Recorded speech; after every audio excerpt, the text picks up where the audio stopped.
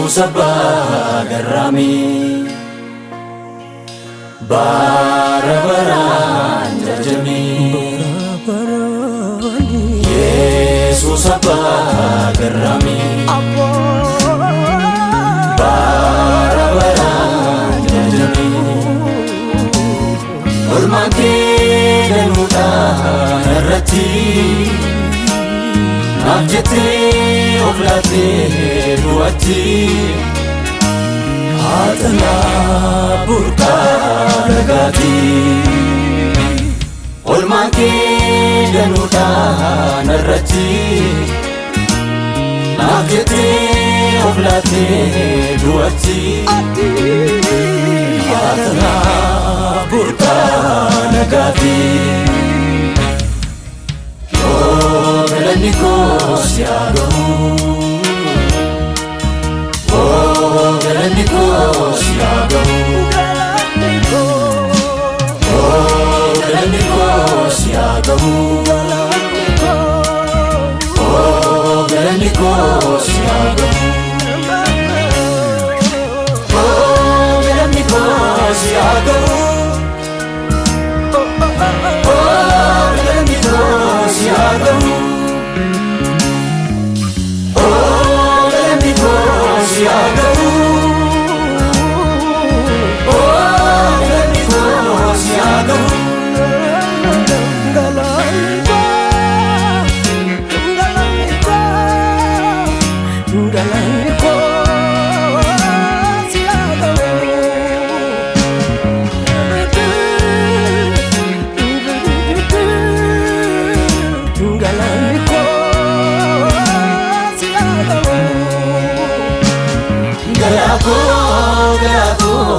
Galanar kanumne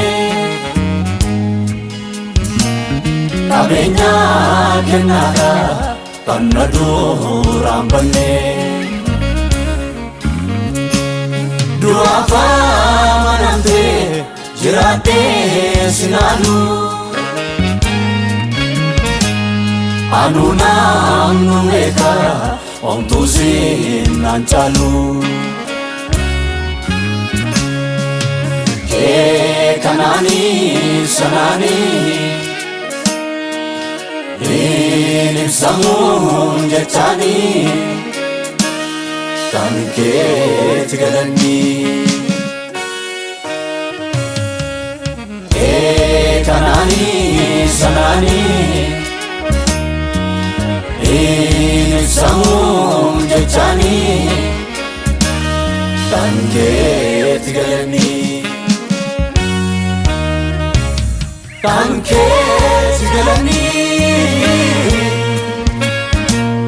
Kan kee tigalani Kan kee tigalani Kan kee tigalani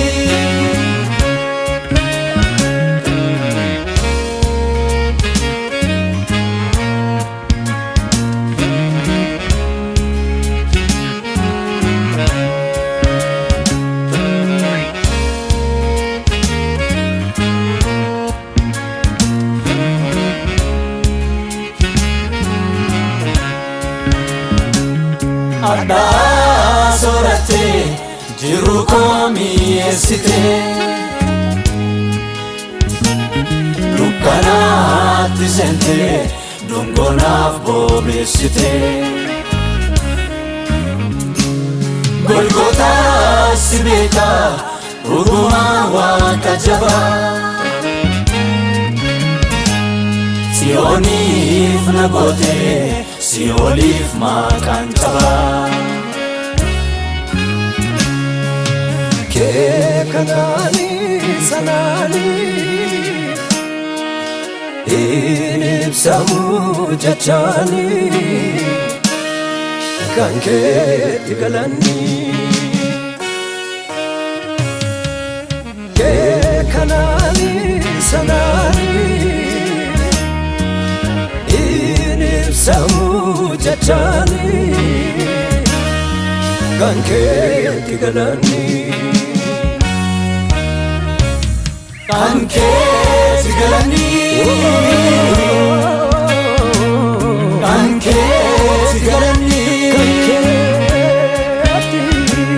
kan keeti galanii kan keeti galanii.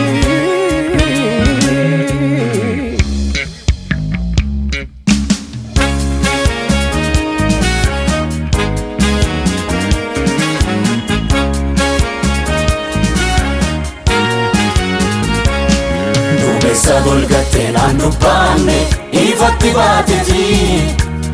Jaalalaan ol galtee gadi baafte cubbuu gola kooti. Ganama gaarii kan si talaadhe du'aan fannifame. Galgala ifataan ola deema isa abdachiifame. Ofii koo hojjedhee maalan qaba wanta dubbatadhu. Walumatti qabee kanan jedhu galata koo fudhu.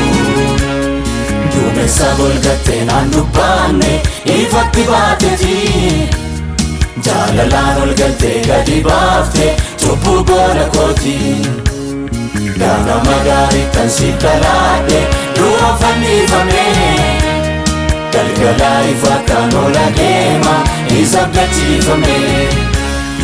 Ofii koo hojjedhee maalan qaba wanta dubbatadhu.